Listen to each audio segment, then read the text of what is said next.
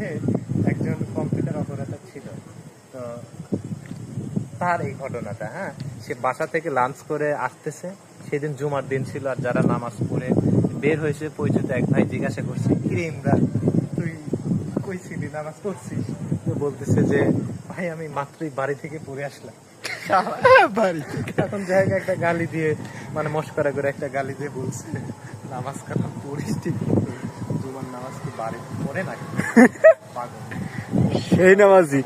আসলে এটা যারা মানে বেনামাজি, তারা ওই মানুষের কাছে এখন স্বজন প্রীতি হোক বা মনোমালিন্য হয়, কিন্তু মানুষকে বলার ক্ষেত্রে মানে চক্ষু লজ্জার ব্যাপারটা চিন্তা করে নাও বলতে পারে না। কারণ জুমার নামাজ একজন যে নামাজ পড়ে না, অন্তত সপ্তাহে একদিন হইলেও সে নামাজ পড়ে, কিন্তু যে আসলে নামাজ পড়ে না সে তো এটাই ভালো করে জানে না যে জুমার নামাজটা জামাত ছাড়া হয় না। আসলে সে নামাজ পড়ে না, যার ফলে সে বুঝতেই পারে না। এখন হয়তো দায় সারা কথা দিয়ে বাঁচতে চাইছিল, কিন্তু এমন সময় ফেঁসে গেছে। সেটা একদম মানে স্পষ্ট মিথ্যে কথা।